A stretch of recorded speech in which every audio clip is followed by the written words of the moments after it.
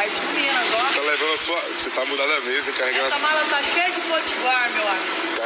Carregando a mala. Cheia de potiguar. Que beleza. Pode impressionar.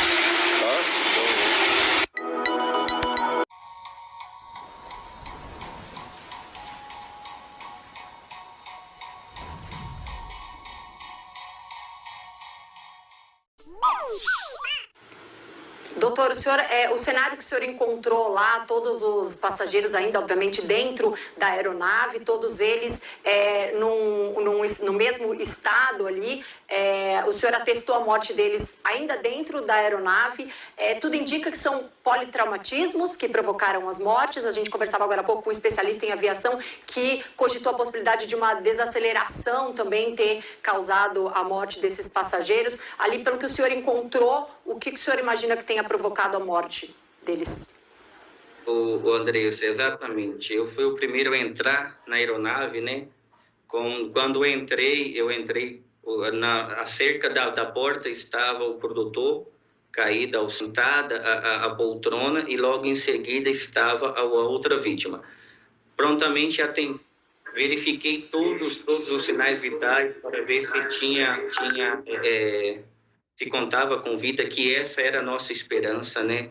Era só isso que nós queríamos naquele momento, era só isso que queríamos que tivéssemos, mas assim, provavelmente a causa da morte realmente foi politraumatismo. Não se sabe a nave, então assim, se estavam de cintos ou não, eu não sei afirmar para o senhor se esse cinto se rompeu durante a queda, se esse cinto se rompeu durante algum momento. Então, assim, durante o atendimento, quando nós estávamos retirando os corpos, não se observava cinto, mas também não posso afirmar para o senhor se realmente estava ou não. Os corpos estavam, infelizmente, no meio da aeronave mesmo, assim, os 3, e mais adiante os 2 pilotos, né, que também estavam sem sinais vitais, estavam sem vida.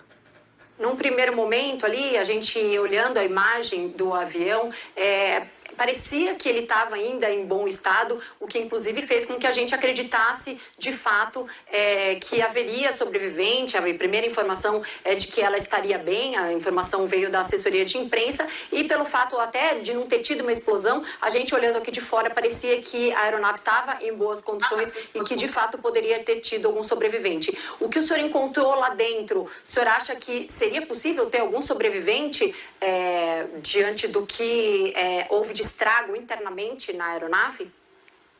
Andressa, como mesmo a senhora disse, de antemão, para quem visualizava o local, por um local ser um local de bastante e difícil acesso, realmente a aeronave, nós estamos acostumados com acidente de aeronave, que a aeronave toda se deflagra, se quebra, né?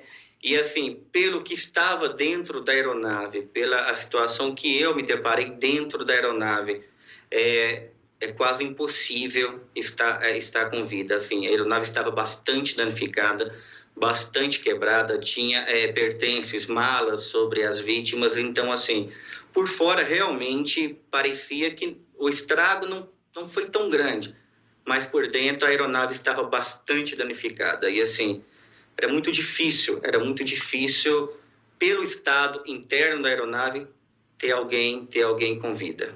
Seu setor que está acostumado a fazer resgates em acidentes aéreos e tudo mais, e há testemunhas que dizem que a causa foi realmente bater ali na fiação, na rede elétrica, o que já havia sido alertado por outros pilotos. É o primeiro acidente do tipo do qual o senhor trabalha, de aeronave que bate na rede de alta tensão? Exatamente. E assim, esse é o primeiro atendimento por essa suspeita de acidente, e não sabíamos até então. Foi a primeira pergunta que eu fiz para o pessoal do Corpo de Bombeiro. A assassina está segura? Tem algum problema? Porque o medo, não sabíamos qual era a causa. Depois que começaram a falar que poderia ser a rede, não sabíamos se esse avião se estava com rede elétrica ou não.